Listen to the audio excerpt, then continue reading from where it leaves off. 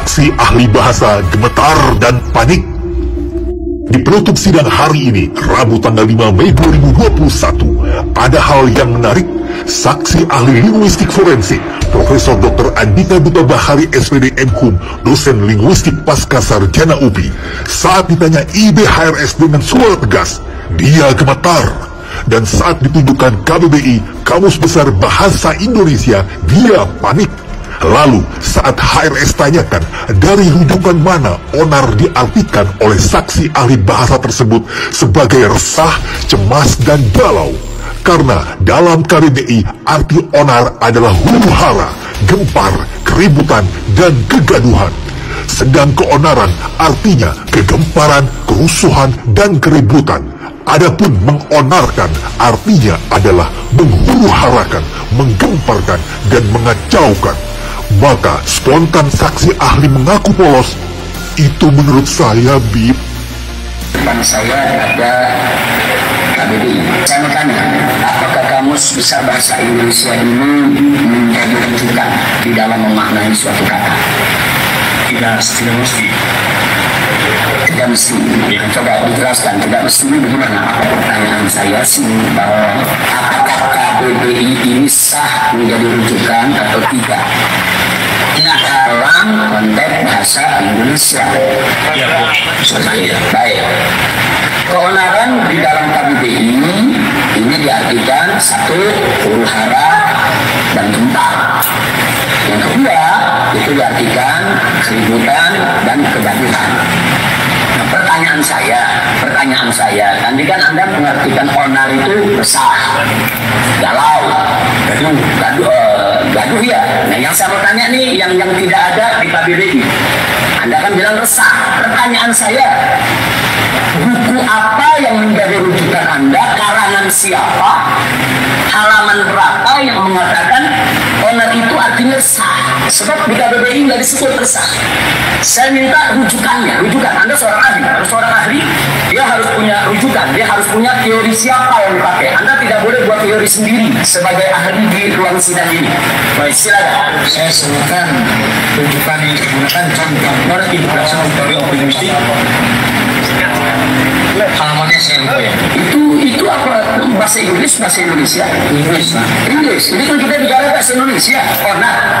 Onar dalam bahasa Indonesia itu di dalam KBBI disebut huru-hara, bentar, keributan, kegaduhan. Kalau Anda berhenti sampai di situ saya terima karena ada rujukannya. Rujukannya KBBI, Kamus Besar Bahasa Indonesia. Sekarang Anda menambahkan makna baru. Onar itu resah. Nah, saya mau tanya, onar bermakna resah itu dari rujukan bahasa Indonesia yang mana? Bukunya apa? Karangan siapa? Dari mana? Anda seorang ahli, Anda nggak boleh membuat makna sendiri. Saya kalau tidak tahu, katakan tidak tahu rujukannya.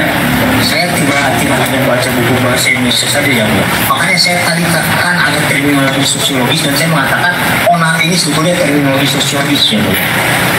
Anda kan bukan ahli sosiologi, Anda kan ahli bahasa. Saya tanya sekali lagi, Anda paham tidak pertanyaan saya?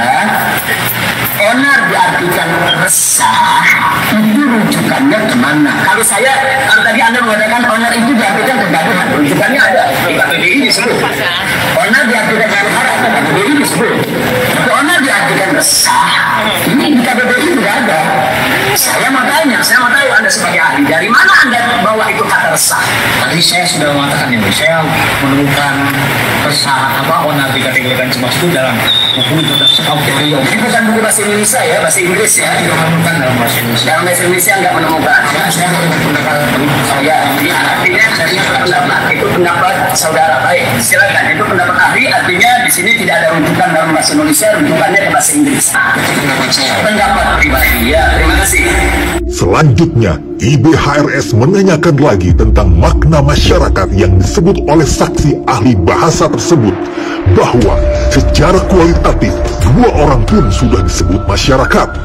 Dengan nada tenang, IBHRS menyatakan bahwa seumur hidupnya selama 56 tahun baru sekarang ada yang sebut dua orang boleh disebut masyarakat.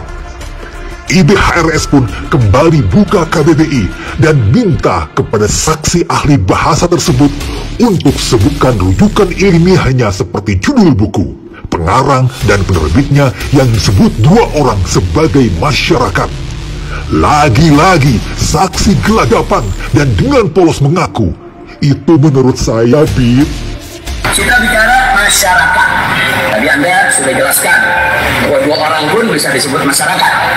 Masyarakat dalam KBBI di sini disebutkan segala manusia dalam arti seluas-luasnya dan terikat oleh suatu kebudayaan yang mereka anggap sama. Nah, pertanyaan saya, kalau tadi Anda menyebutkan secara kualitatif dua orang itu sudah bisa disebut masyarakat secara komunal, ini rujukannya apa? Saya bicara rujukan lagi sekarang. Saya mau tahu seakhir itu mesti punya rujukan. Rujukannya buku apa, kalangan siapa, terbitan mana. Saya mau tahu. Katakanlah kalau halamannya lupa, tapi harus ada rujukan yang jelas. Dari mana saudara ahli bisa mengatakan dua orang saja sudah bisa disebut masyarakat? Karena saya seumur hidup, umur saya 56 tahun, baru sekarang saya dengar kalau masyarakat itu dua orang sudah disebut masyarakat. Nah, saya mau tahu. Silakan. Nah, ini tadi sudah membahaskan saya tadi mengatakan indikator yang pasti secara kuantitatif dalam masyarakat itu belum 1.000 orang itu tidak ada yang ya. Iya, enggak yang dua. Yang saya tanya bukan yang 1.000. Yang saya tanya Anda mengatakan dua orang aja udah semua masyarakat secara manual. Itu pendapat pribadi Anda atau ada yang punya teori semacam itu? Berarti punya teori siapa? Berujukan ke bahasa Indonesia yang mana? Pendapat saya. Pendapat pribadi. Ya, terima kasih. Padahal seorang saksi ahli dalam sidang tidak boleh membawa teori baru atau makna baru, tapi harus ikut teori yang sudah diakui dan ada dalam rujukan yang diakui juga. Karena sidang bukan untuk menguji teori baru. Setahu saya bahwa di dalam saksi ahli itu dia harus punya dasar teori yang jelas, rujukan yang jelas. Dia tidak boleh membuat teori baru, yaitu di dalam persidangan. Terima kasih. Itu yang saya mau tanya.